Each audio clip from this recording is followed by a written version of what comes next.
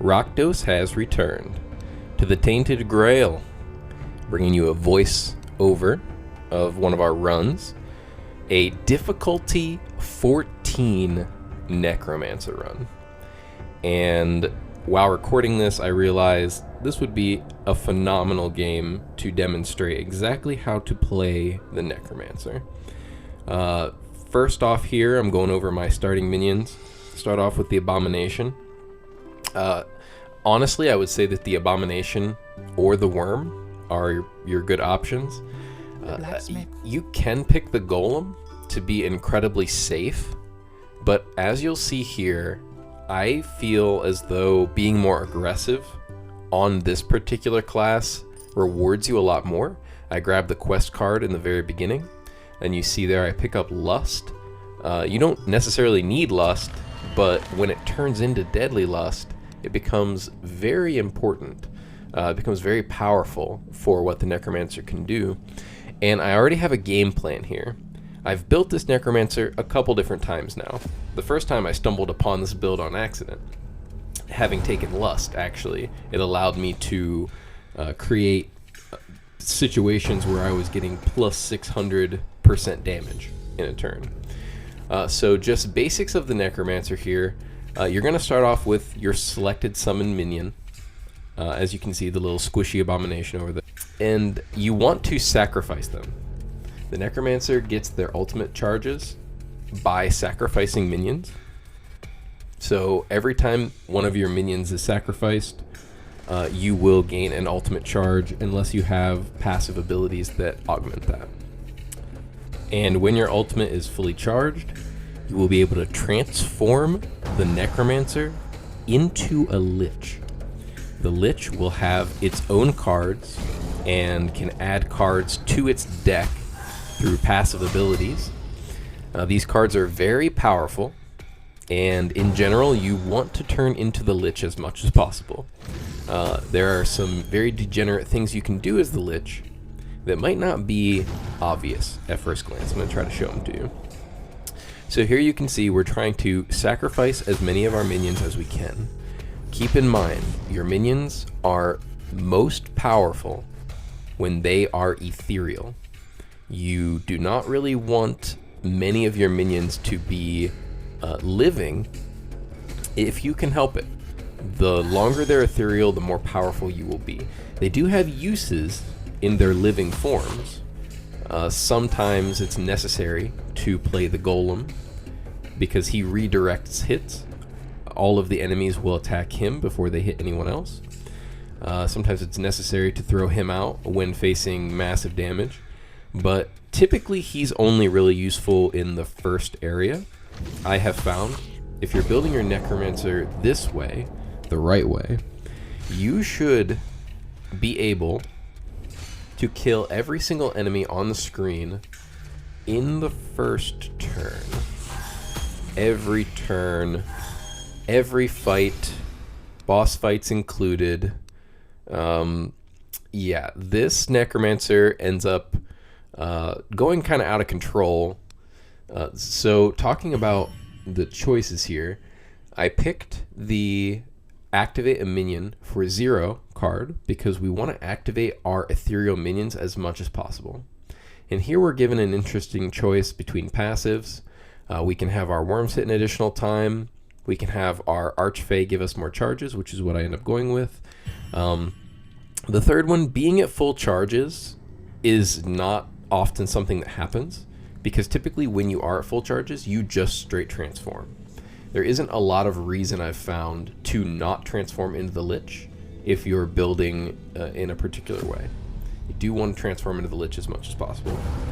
It's a little tough early on because you don't have many cards that let you sacrifice your own minions. You always have a card called Last Activation, so you can always guarantee sacrifice 1 minion per turn. But in the beginning, you want to prioritize cards that let you sacrifice your minions, as many minions as possible. And then secondarily, you want to prioritize things that let you activate your minions. The more times you can activate your minions, the more powerful you will be, and the more explosive you will be. Probably going to use that word a lot because that is kind of how I define this class. After playing 5 Necromancer runs in a row and having all of them end this exact way, I am confident that regardless of where you're at in your city progression, in your village progression, you can pull this off consistently, even without the lust and the deadly lust. You can pull this off and be killing every enemy in turn 1 every fight, starting, I would easily say, second area. First area is always a little rough, especially on difficulty 14. You'll see us struggle with some of these first enemies. You'll notice that we take the first 2 or 3 fights in no torchlight. I want to talk about that for a second. I run a highlight run. We see here we even forgot to equip our runestone that we purchased in the beginning. I run with high weird candle because the cards that it adds to your deck increase your offensive capabilities consistently. And if you have the ability to run highlight, you probably should. You might gain more resources with less candlelight, but honestly, you're going to be doing so many runs. I've already found myself with an overabundance of many resources, and my upgrades now are plenty strong. So I'm not desperate for weird stone and tallow and things like that. Fights like this are a little tough when the enemies have one of those toxin rhinos that can redirect damage. Thankfully, our abomination hits all enemies, so that rhino takes a lot of damage, ends up getting all of the attacks redirected to itself. We're trying to play lust here as often as possible. You can see we're trying to balance our HP pool, not take too much damage from it, but we want to play lust as often as possible because when lust is finished, it transforms into deadly lust. If you're not familiar, this card is 0 energy, and it gives you 200% damage until the end of the turn, and 50% lifesteal for all of your damage. Typically, you can find different ways to multiply this effect. You might not be able to in earlier runs, but in earlier runs, your enemies will be so weak that you will not need to duplicate deadly lust. But duplicating it through the effect of runes allows you to sometimes gain 400 or 600% damage in the first turn. Now with these ethereal abominations, who are our core strategy, let's talk about them. You can see us activating them over and over and over again. Something you'll notice is that every single time they activate, their little fist number, you see that fist, I'm hovering over it right now, coincidentally, gets stronger. It gets plus 25%. So every single time they attack, regardless if they're attacking at the end of your turn or if you activate them, they get stronger. These guys we're going to want to activate as much as humanly possible. They're going to be who soak up all of our activation triggers. They are going to exponentially gain power, and something that might not be obviously apparent, all of your minions gain your damage bonus. So when you're using this deadly lust and gaining 600% damage, your minions are gaining this 600% damage. What will you think happen when you can sacrifice an abomination, activate it 6 times, gain 600% damage, turn into the Lich? Yeah, it gets pretty ridiculous. I think we're going to be able to turn into the Lich here, actually. And then we'll go over kind of the bread and butter Lich strategy. We didn't. Maybe we misplayed. Maybe we needed the golem to absorb hits. Either way, I can imagine we're trying to play that lust here. Yes, definitely. The more we can activate that, the better. I'm trying to heal myself first. The more current life you have, the more life lust will remove from you.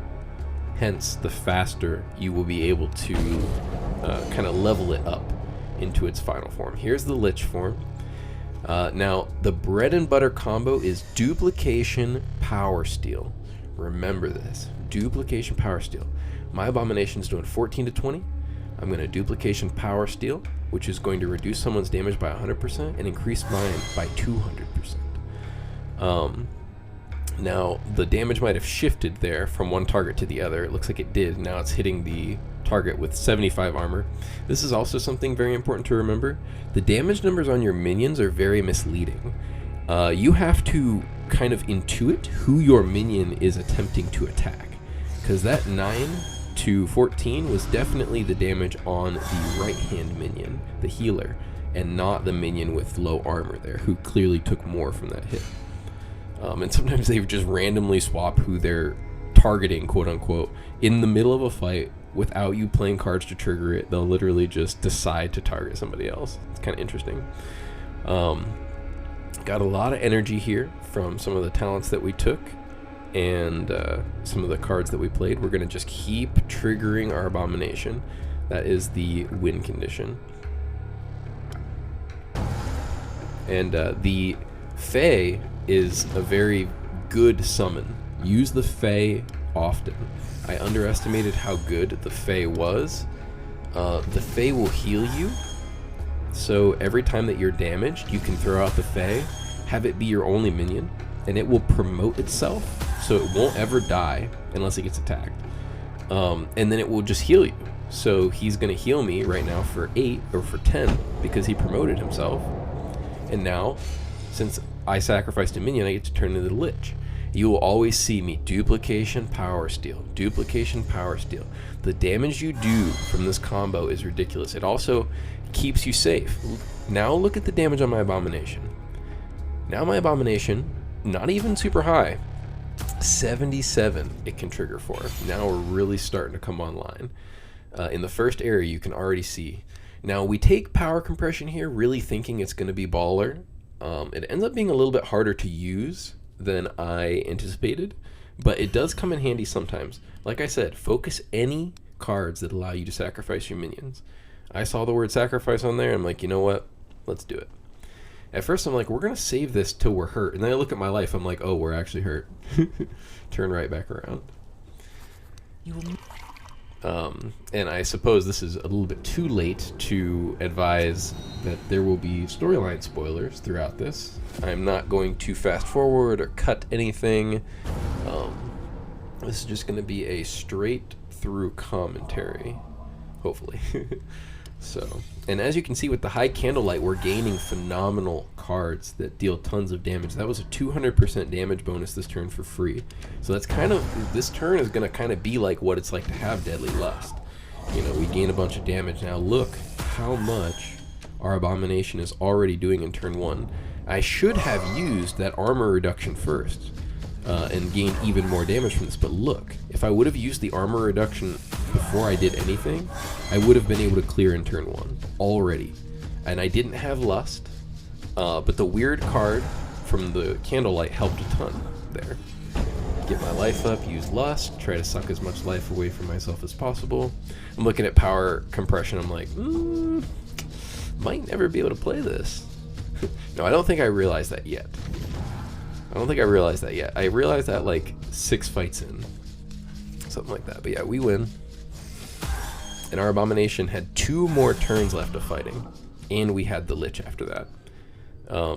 The power of building the Necromancer this way is excessive. Like, you'd not only kill everybody in turn 1, they're so overly dead that it's not even funny. We get really lucky and get an upgraded cracked calc here, or a polished. I think it upgrades to polished. I really like that in the weapon slot because it allows you to be more proactive and more explosive. I've never seen this event before. And I was like, oh, skip through it because I'm recording. I was like, what even is this? All right, let's do it. You feel you have no. And I was shocked to just see this drunk dude. And at first I'm like, oh, I lose the run here. because of how much life he has and the countdown. I assumed the countdown was like, oh, once that counts down, if you don't kill him in this amount of time, you lose. But I was like, well, if it's that, I lose anyway. I was thinking about trying to escape with that item there, that foot. It can let you escape certain fights. And I'm like, you know what? I've never seen this event before. I haven't saved everyone. And there's still some things that I have left to do in the quest and storyline. So I'm like, well, let's do our best here. Yeah, I already come to terms with the fact we're not doing 750 and try to get the defense in. We get 2 free rituals here. As you can see, the damage going up 150%, 175%, and now when we end our turn, he attacks 200% already. Already at 200% damage. Now we're going to increase our damage, which will increase his damage. The thing we're missing here is armor reduction. If we had a big armor reduction card, outside of the ones that the Lich has early, we would be able to tear this guy up. We probably would have been able to kill him. The damage doesn't look like it's scaling very fast on the Abomination, but that's just because the dude has 35 armor. If I reduce that down, even to 0, our damage would multiply by 35%. We would be doing a lot more. That Tainted card is going to reduce his armor. Bam. Takes me to 18 to 25 after reducing it by 25. Now we're doing 20 to 28. See if we can boost it up even more. Oh no, power compression. That's the thing about power compression. It sacrifices all of your minions, even your ethereal ones. So typically you don't want your abominations that are on 1 turn left to be sacrificed, because they're about to hit the hardest that they've ever hit, because they've been alive for so long. So that's the issue with power compression here. And remember, every single time that you activate a Fae, it will promote. It will promote one of your minions. And the best way to think about promoting your minions in the Necromancer is you increase their timer. You increase their ghost timer. It does make their living form a little bit more effective. Pretty much the Fae becomes the most effective for promotions, which is awesome because it does promote every time that it activates. Promotes a random minion, which can be itself. Pretty cool. Because it heals you more. It heals you much, much more based on how many levels it has. But yeah, typically you want your minions to have high counters and be ethereal. Last as long as possible and get maximum damage. We're like, okay, let's just tank up. Judging on the damage, we're never killing this guy by the time his timer runs out.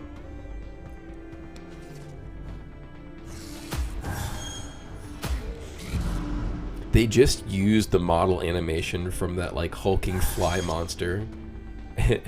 They used like the mannerisms and motions from it and just gave it to this dude in shorts and a hood. It's kind of cute. Alright, on with the strategy. Every level up is huge for this class. You get so much stronger. We're looking for sacrifice and activation. Now, invocation is... It looks good, but it's just too expensive. If it was later and I had energy management, I could take it. None of these are great. I don't need them. The sacrifice there, you would think that would be really good, but we're not going to be stunning the enemies because they're all going to be dead.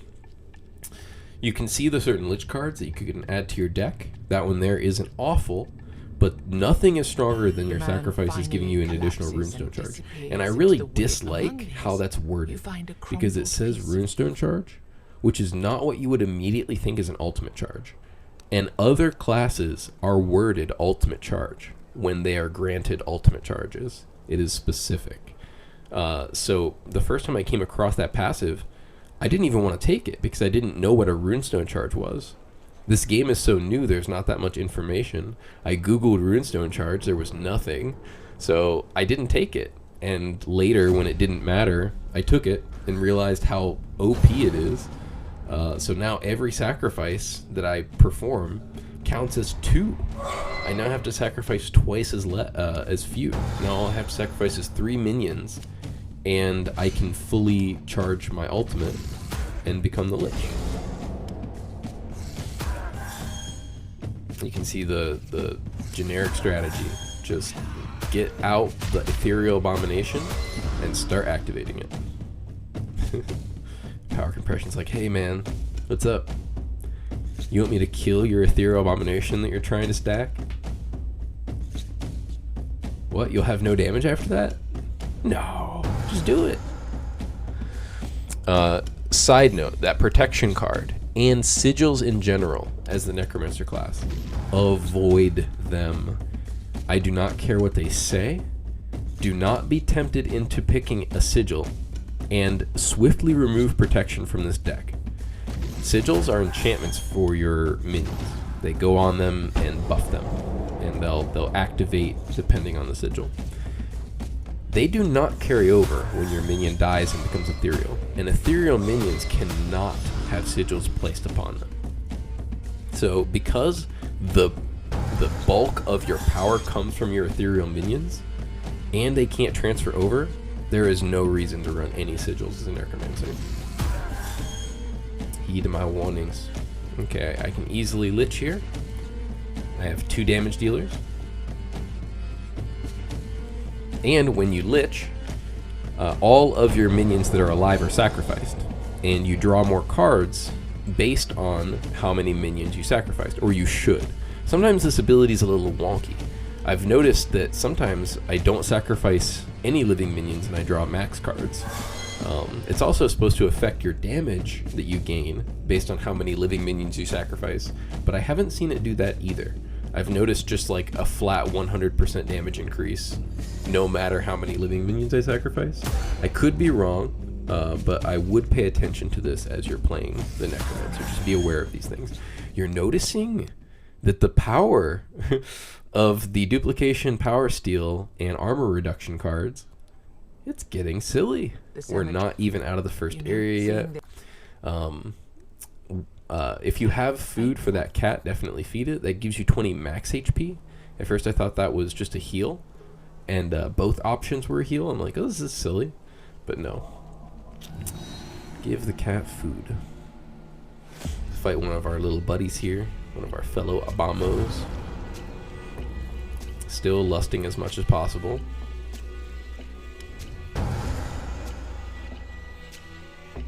And as you can see, you know, we have used the Golem a couple times, but he isn't mandatory. And I would say that even starting as early as the second area, you can remove the Golem from your deck if you feel like your burst potential is there.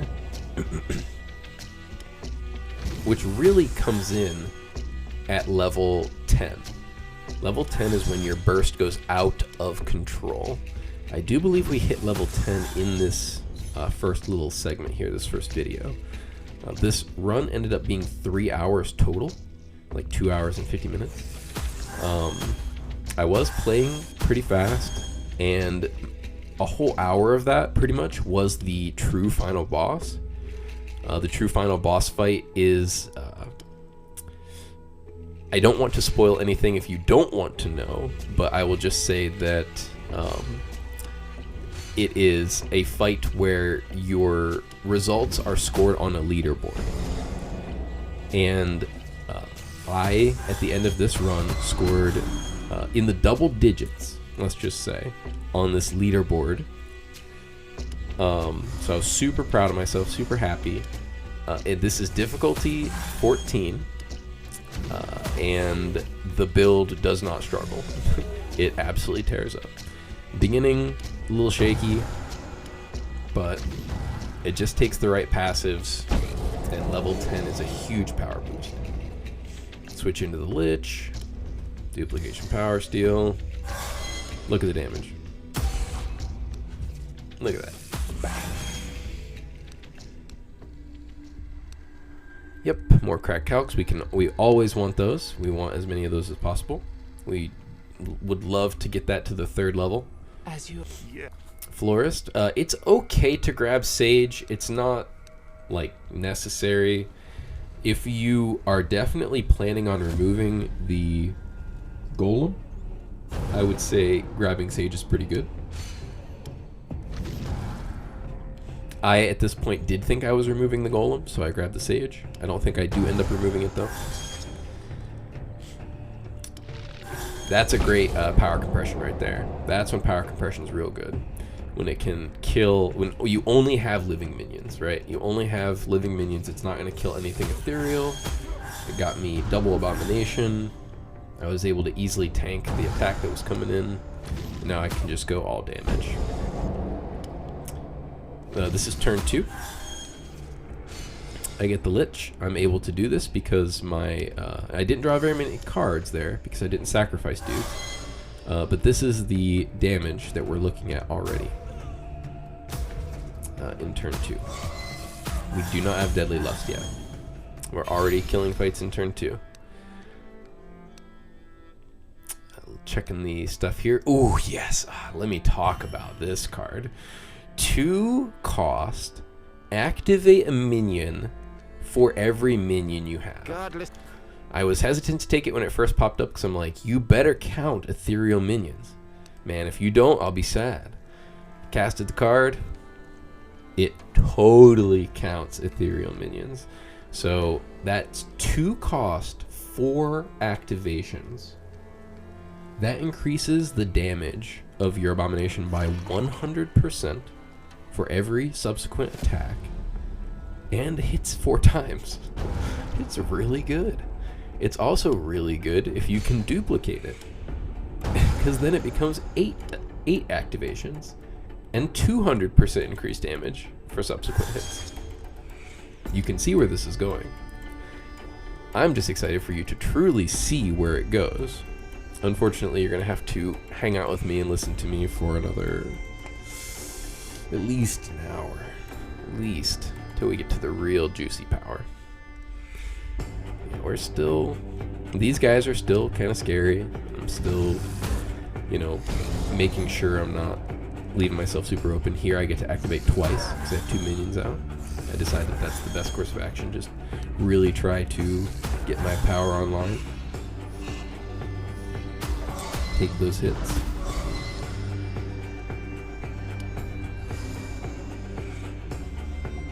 Really fortunate to draw the golem here. I do think I end up going that route. I think the golem just gets massacred though. I think that's one route. The other route is to just keep pushing in damage. Because I think I have like 2, 3 activations this turn. But nah, 3 activations still won't kill. And I think I come to this conclusion. Yeah. I could get them very, very close. But then they would come at me with tons of damage. So I think I golem here. And just try to make the best of it. Yeah. Get some free activations off. And then try to shoot for the kill next turn, where my abomination will be as strong as possible. So you do have to kind of balance your offense and your defense in certain times like this.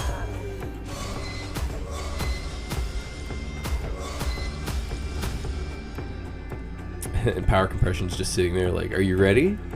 Go for it. Go ahead and kill your only damage dealer. It's like, nope. That's a dead card. And I'm also realizing that this hand does not provide me with the activations I need to get the kill either with my last damage dealer. I'm like, oh man, that's rough. And it's at this time I'll probably talk about that top little flute that I keep getting close to, that my mouse keeps getting close to. That is a quest line item.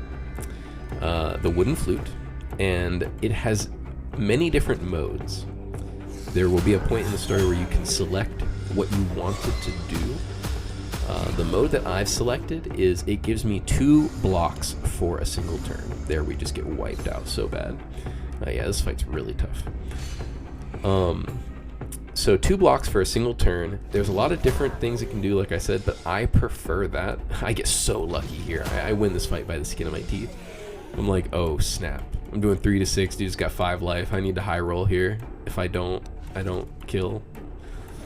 Yeah, I high rolled. I got lucky. Yeah, so we're just stacking up on our runes.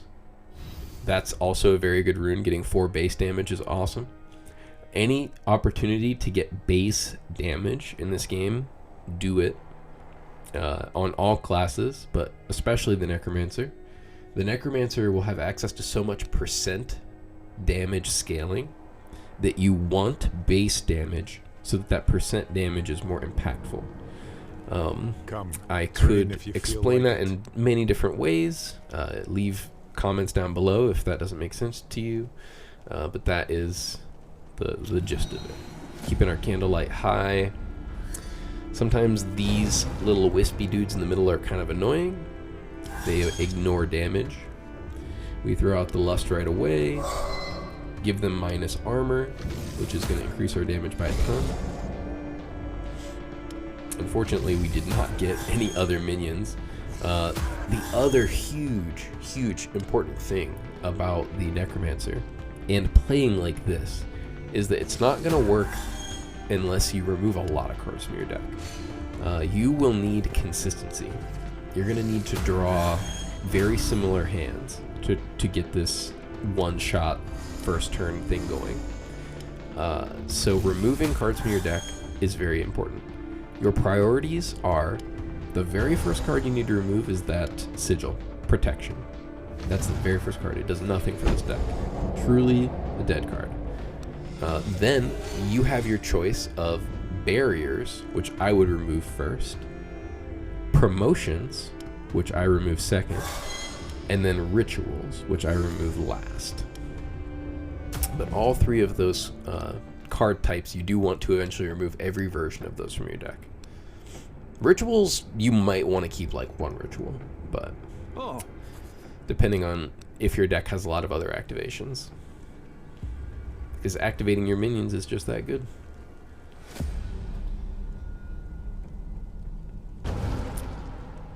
And you can see how much work that this polished calc is doing for us. It's allowing us to draw these 2 cards extra in the beginning and reduce their cost.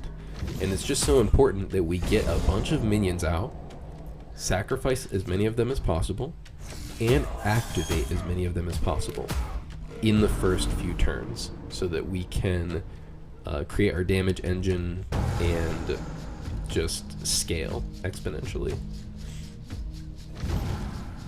Activate him, get a promotion, get our life back so that we can lose more to the lust. Lust should be pretty close to activating now. I can't quite see because I keep playing it so fast.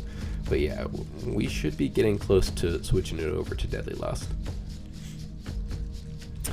I just keep looking at this is the time. I think this is the time that I look at power compression like, I just can't play you. Like, under no circumstances could I play you. I'm like wanting to remove it from my deck just because I'm this mad that I can't use it. And the Archfey talent that we got allows us to gain 2 ultimate charges from the Ethereal Fey unit. So every single time it activates, we gain 2 runestone charges closer to becoming the Lich. This turn, the Lich is going to be huge. We're going to gain a lot of damage here. Oh, no duplication. Tough luck. Looks like we're just going to have to power steal. Eerie Gaze is also really strong. Eerie Gaze is like a death sentence for a single unit. Reducing somebody's armor that far is really good. And here I get into these modes where the enemies are dead no matter what happens, but I still want to like be effective. So I'm like, what do I do? Da da da. When it really doesn't matter, like the enemies are dead, and I like take extra time. I've got to get a lot better at that. That's something that I notice on these replays. Wonderful. We get our upgrade of our rune there. That'll give us some more base armor, I believe. Base armor is pretty good. Here we get to remove cards. You'll see what we prioritize here. As I said, really upset at power compression. And I look at it for a second, but I'm like, no. It's barrier, protection. Protection does nothing. Barrier is very weak. Very weak. And just gets weaker. As the enemies get stronger and stronger, 1 energy for 10 barrier becomes really not worth it.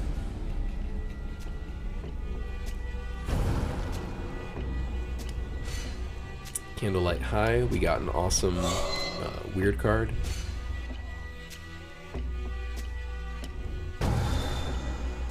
We don't even play the golem for protection there. We really just play him to have another minion sacrifice for the power compression.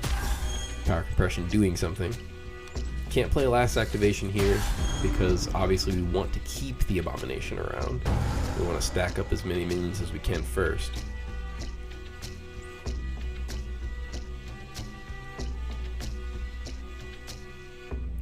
Worm is the right call here. I hope that's what I do. Play the worm, then sacrifice, yep, so that I can create the Lich.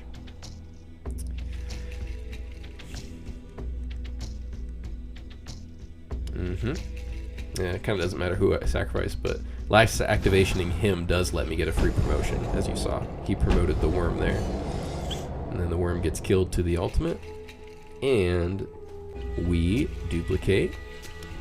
Oh, no power steal. What a jerk. Duplicate Eerie Gaze is still incredible, though. This is minus 150 armor to a single unit. That is, in essence, 150% damage amp from what I have seen. I could be wrong, but yeah, huge damage boost. Instantly killed that guy with my Lich, so I don't have to waste the attacks of my 2 minions, who are going to try to come in and clean up with all their damage boosts. They didn't quite make it happen, but what's left of the enemies is kind of negligible, and it lets us lust. We finally get Deadly Lust. Behold. We just get a free damage boost, huge damage boost. And this is an unstoppable strength. Activate, activate, activate. I love how he just points. Get him, get him, get him.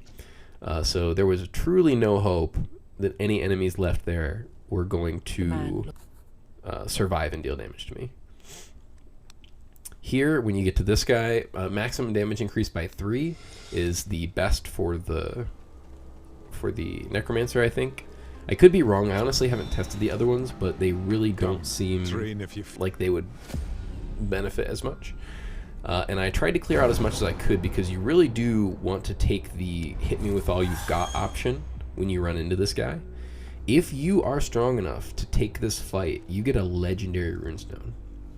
With that legendary runestone, you can take it to the blacksmith and re-roll it to any legendary runestone. Might take a couple tries, but there's a specific legendary runestone that makes the Necromancer and probably every class really busted. I think it's Year. I'm pretty sure that's what it's called. And it allows every 4th card you play to be duplicated. Every 4th card. No limit. So if you play 8 cards, the 4th card and the 8th card are both duplicated. If you're lucky enough to get 3 legendary runes through your run, you can re-roll them all to create an upgraded Year, which I always shoot for now that I know that it's possible. And it lets you duplicate every 3rd card that you play. So 3, 6, 9 every single turn. Now, we have a lot of things like Unstoppable Strength, which, as you can see here, is going to allow us to get multiple attacks, 2 activations, 3 activations, and every single one is just increasing our power. So doubling that, very, very good. Also doubling cards that allow us to gain huge damage boosts. And it does carry over into the Lich's form, so I can freely duplicate Power Steal. I can double duplicate Power Steal or Eerie Gaze. But you can see now that Power Steal and Eerie Gaze are really where your the main strategy lies in the Lich. At first, the Lich can look complicated, all these different options to do, but really, if you're building this specific way, you really just want damage. I get kind of lucky here and pick up a cleansing. Being able to summon 2 abominations out is really good. Couple different choices here. Offerings no longer cost any HP. I definitely pick that up after I just grab something that's going to cost me HP to even cast for the abominations. And I think I got the rune that I wanted. No, I got a different rune. I got the Thorn. A rune that I think is pretty bad. So I'm like, okay, I'm just going to trade this. It's fine. I'm just going to trade it out. I'm going to get the duplicate rune, and everything's going to be K. Godless healing. Godless healing. I love this dude. As you approach. I'm surprised it'll let you re-talk to the florist. That's what I thought to myself there. I'm like, well, most NPCs, once you're done with them, that's it. Max out my torchlight before I go in, get the best weird card I can. I ended up getting a really good one. Check this out. Deadly Lust in turn 1.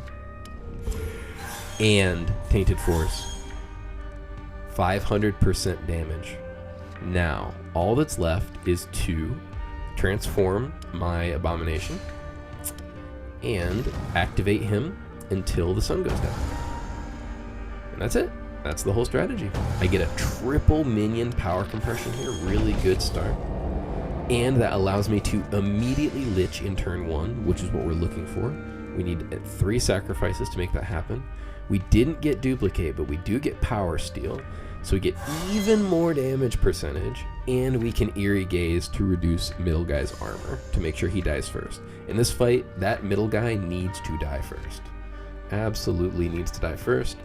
The only runs that I've had trouble with are runs where this guy catches me slipping.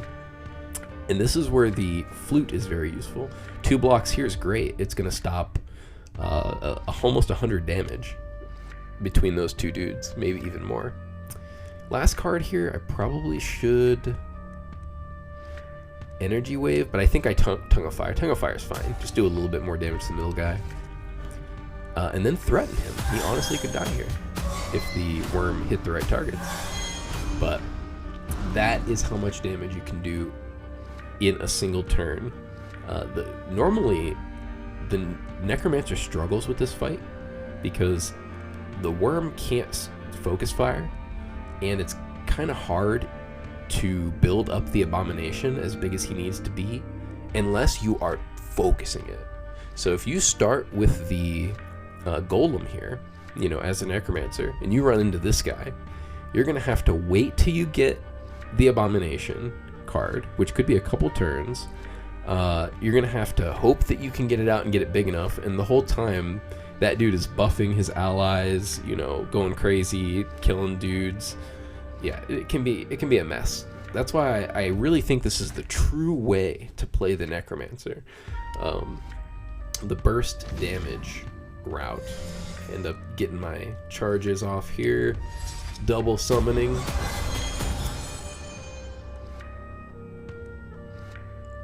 And that lets us Unstoppable Strength for 4.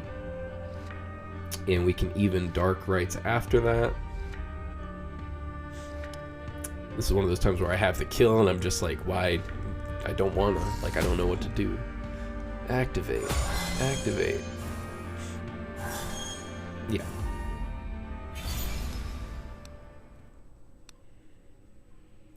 Oh, look, sigils. Avoid at all cost. This is a really good reroll.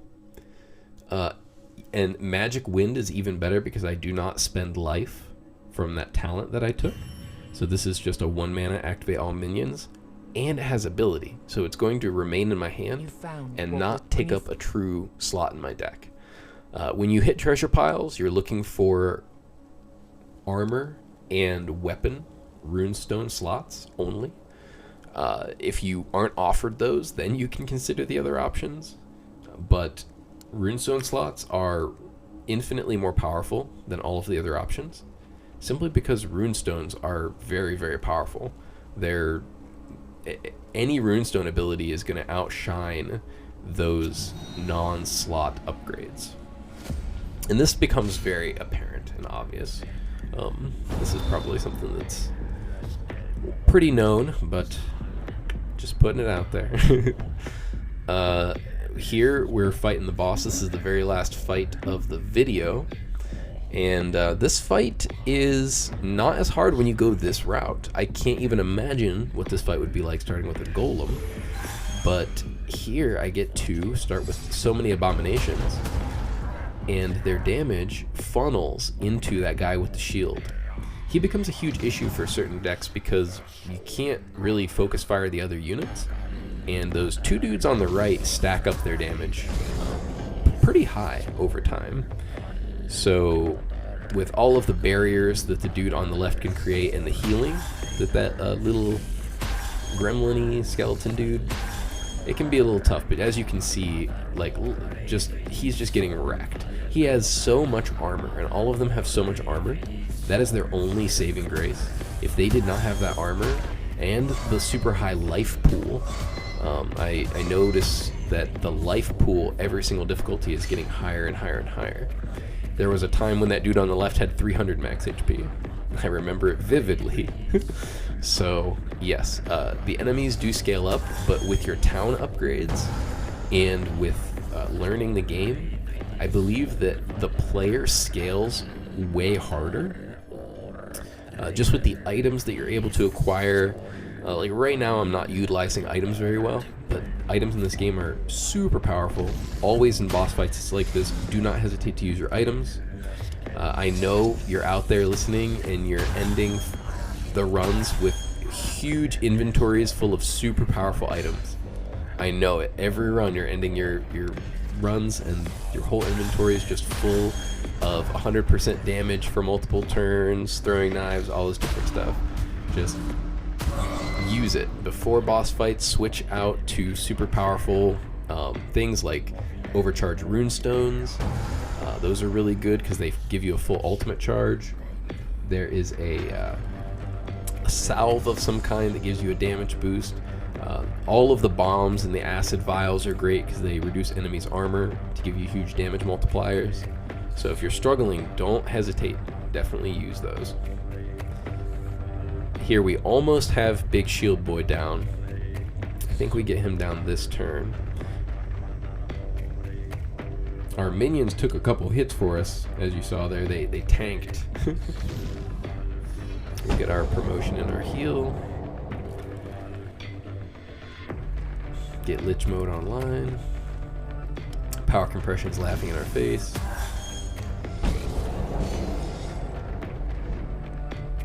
We really want to try to kill the shield guy before our minions attack. So that's what we're trying to do here. Duplicate power steal.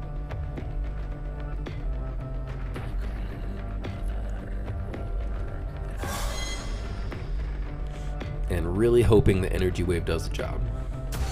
We missed. So now our first minion's attack that would have really hurt everybody else all goes to that guy. Every single hit.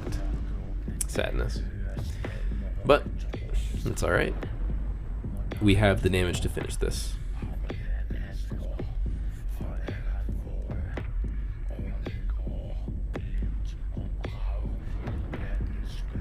I'm like, Golem or Abomination?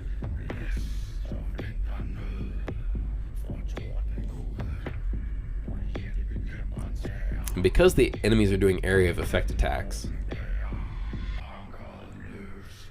I think I choose Abomination here.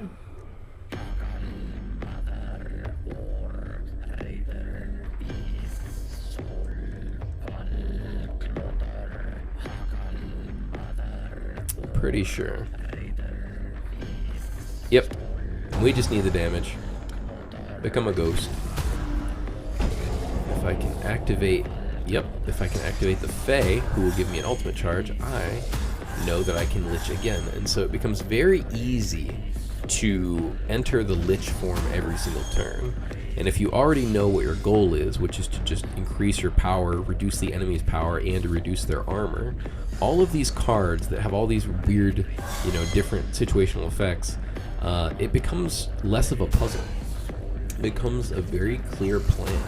See, there's nothing he can do. He's just getting destroyed. And I already have the Lich again. I can consistently Lich every single turn, and I'm not even out of the first area. Once you get out of the first area, that is when the power just goes to a whole new level, and you're able to kill every fight turn 1, some fights turn 2, if it's a really crazy multi-staged enemy that needs to be killed many, many times to end the fight, yeah. But for the most part, you end every fight in turn 1, and your power is so much more than it ever even needs to be. probably get the big armor reduction here. No, still duplication power steal. That's where most of the damage is at. Yeah, we'll hit him with the armor reduction, make our damage super high. Hell raise, lots of single target damage. Get out of our faces. You lose. Alright. Well, that was the first part of our run. Join us next time. Take it easy. Peace, peace.